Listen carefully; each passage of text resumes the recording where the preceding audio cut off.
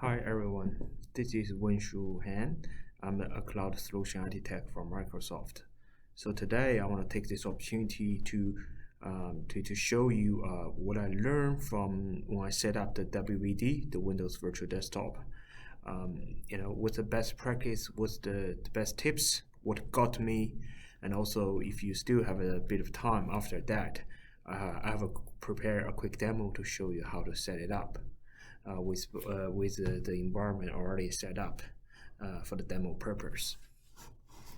So I'll skip the summary. That's exactly what I said. So let's go straight into the prerequisite. Well, when I said that, I really mean, like what I said, I really mean a mixture of best practice.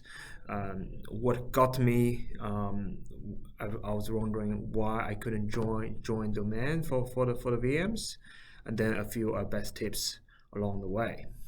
So the first one I want to talk about is dedicated groups. So let me quickly show you in the demo.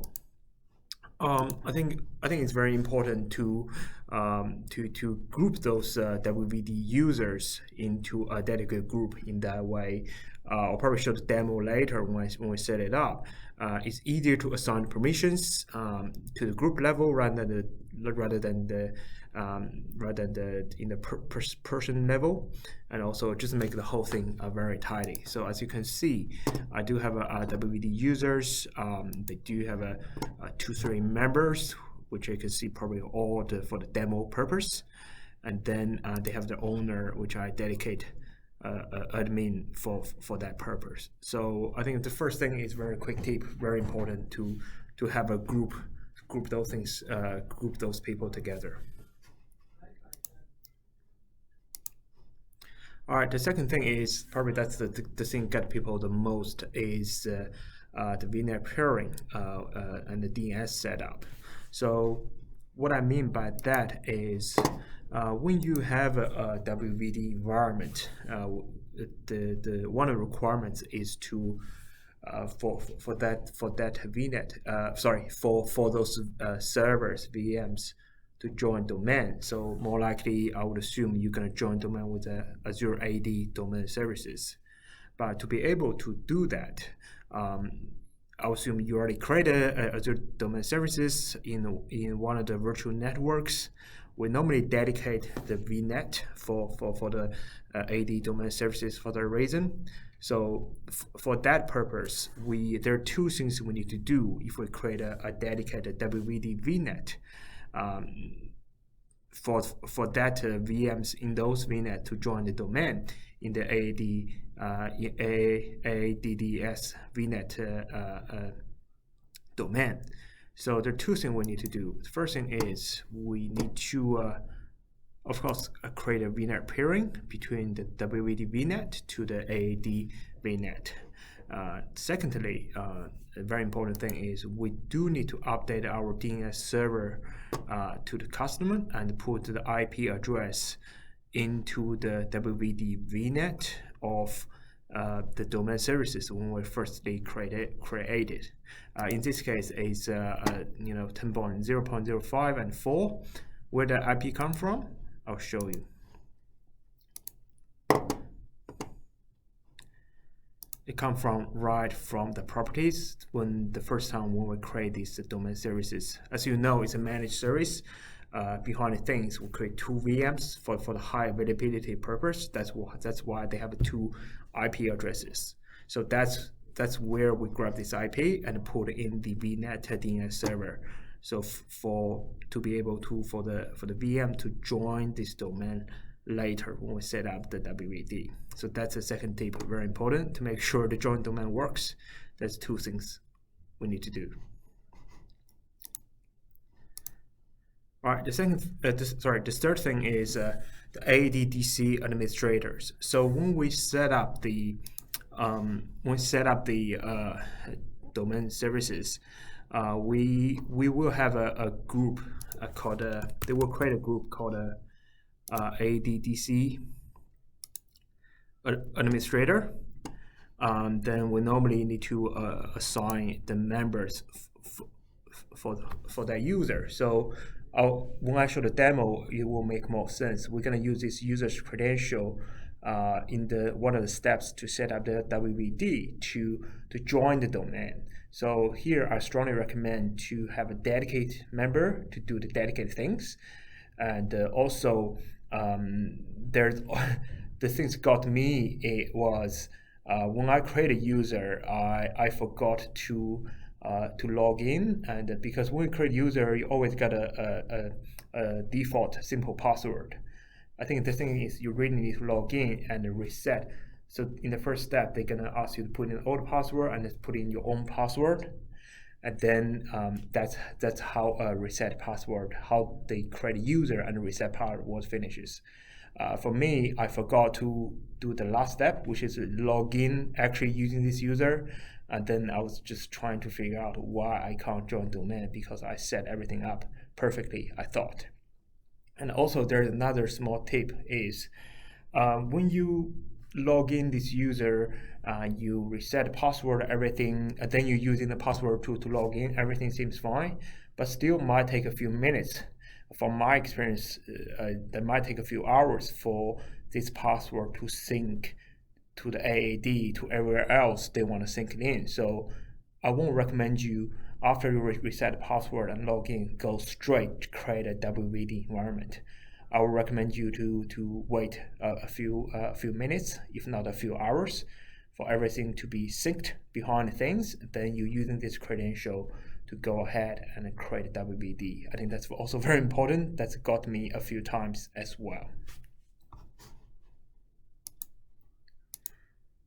I think the last one, the fourth one, is really more like a best practice. As you know, when we create a WVD environment for our user, we might scale from 10, 20, even to the hundreds.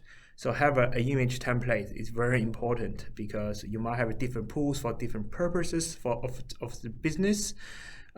So have an image template is very important. How to set up an image template is very standard, very simple, like how we set up image template today. We could do that from our local server and upload to Azure, or we do using an Azure VM as a starting point. Also with the FX logics, when we have a more user, we want to make sure whenever that doesn't matter which server this user, when they log in, when they assign to, they always have the profiles not on the local server, but from a centralized place. So FX logics will help you to either you pick a Azure file as your data source of truth for your profile, or you want a more advanced feature and a more better performance. We do have a cloud native app, native solution called a NetApp. FX logics with NetApp as well, so you can save the user profile to a centralized location. I think that's also, we can bake it in as a part of a build image template. I think that's for the best practice point of view. The fourth bullet point is very important if you want to go with scale. So up to this point, it just all I have learned when I set it up. I think that's a few points that got me for quite a few times. That's what I learned. So if you still have another 5-10 minutes, stick around, or we will do a quick demo of how to set up WVD. All right. Let me bring up this environment I currently have. So let's go to the WVD environment. As you see, I already have a host pool I created for the demo purpose, but that's okay. You can have multiple pools in there. So let me create another one. So here, which is using the same resource group, we call it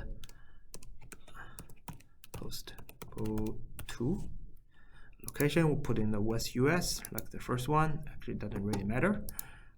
So then we have a host pool type and brace first. For those why we choose certain things, we have all the documents covers that. I wouldn't spend any more time on the topics. Let me just quickly go through that. Go through the next step. So let's say go ahead. Yes, we're confident we can add a VM without any drama. So let me give a name prefix. We call it WVD to VM. I think that name makes more sense to me. The location, we'll put us in Southeast Asia. Let's just quickly skip through. We pick the latest and greatest with the multi-session. And then we'll leave the size alone, and then we'll just create one, which is for the demo purpose. I personally normally go with a premium SSD, especially for the production environment, because they give you a better SLA and they give you a better performance. Here come to the part of where you want to put this VM to. So we already have a WVD VNet ready, which the host pool wants VMs sitting on. So let me just put it there as well. Leave everything to the default as a testing purpose. And then the AD join UPN. So that's the place which we talked about before. I create a dedicated user called DS admin. So I'm gonna grab those credentials. Well, sorry, which the user is a part of AAD DC administrator group when you create a domain services. So we're gonna grab those credentials and put in there.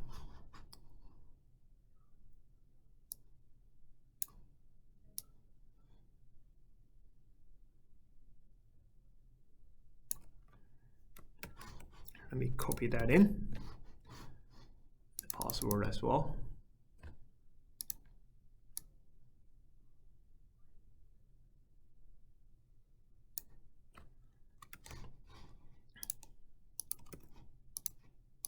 Yeah, for the VM, we just give a default name and paste in the password.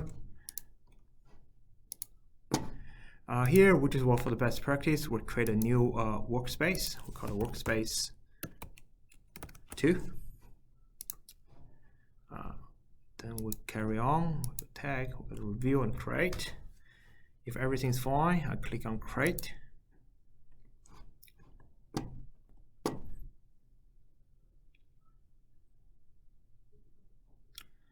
Then the deployment kicks off. So first they're gonna create a NIC and then create a VM, and then they're gonna join domain. So this step gonna take a few minutes, depends on how many VMs you're creating.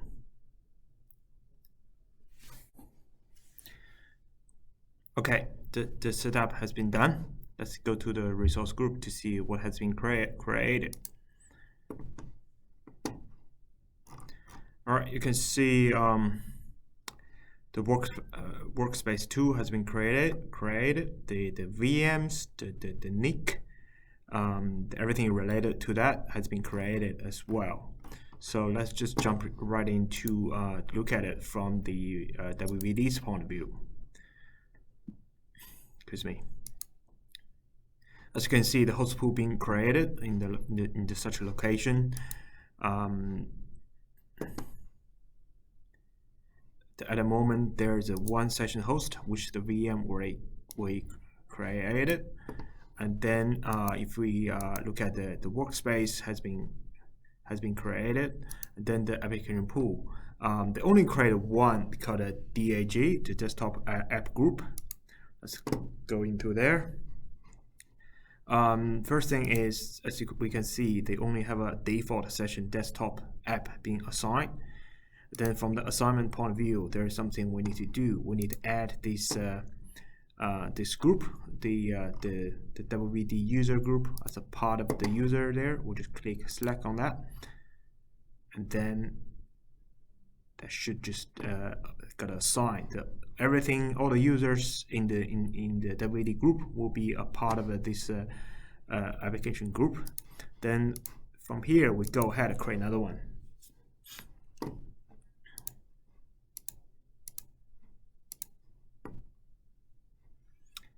Here we call the host pool 2 RAG, remote application. We'll go ahead. We add a few apps we normally use. Let's look at start menu. I think people rarely using Access these days. Let's pick Outlook as one example. We'll go save. We'll add another one. I would say I want to add a browser When I add the Edge browser in, let me see. Microsoft Edge, sorry. Yeah, cool. So we save that. Then we add another one. Let's add a remote desktop in. Connection in. Okay, cool. For testing purpose, let's just move on from there. For the assignment, again, very similar thing. We add a WVD user as a part of the user for the app group. Click on select. And then we go next. We register this one with the same workspace 2 workspace. Then we go ahead and create it. So in this way, when everything was done, we create another application group, which are part of the workspace, which are assigned against this host pool 2. So in that way, so all the users from the WVD users group will have access to those apps. Let's just give a few minutes or a few seconds for that to finish. So, all right, that's already been done. So let's go back to the WVD again. As we can see, the pool 2 is here. We have a one VM is ready to serve. We do have a two application pools to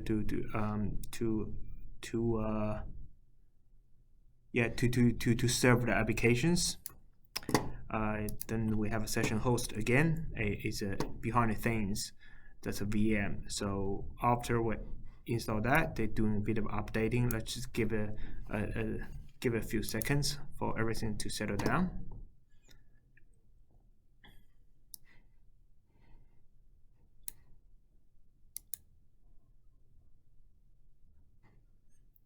Yeah.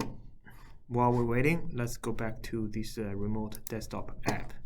So I personally highly recommend it to using the app because it's easy to use and it's very easy to manage as well. I subscribe this with a WVD user 1, which is again a part of WVD user group. So as you can see, I already had a workspace 1 there, which I created earlier. So if I go refresh, they should have a workspace 2 ready to serve as well.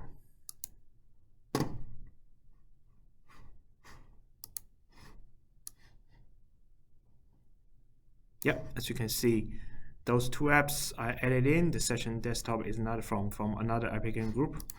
Let me keep refreshing these VMs.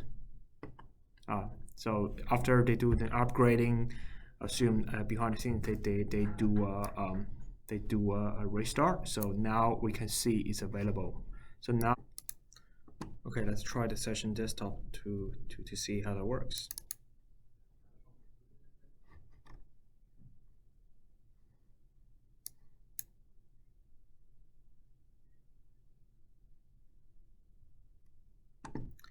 As you can see, we log in the session of the VM straight away.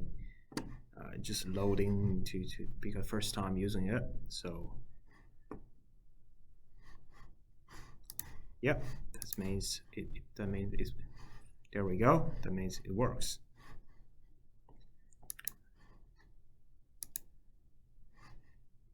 Okay, cool. So the demo is finished.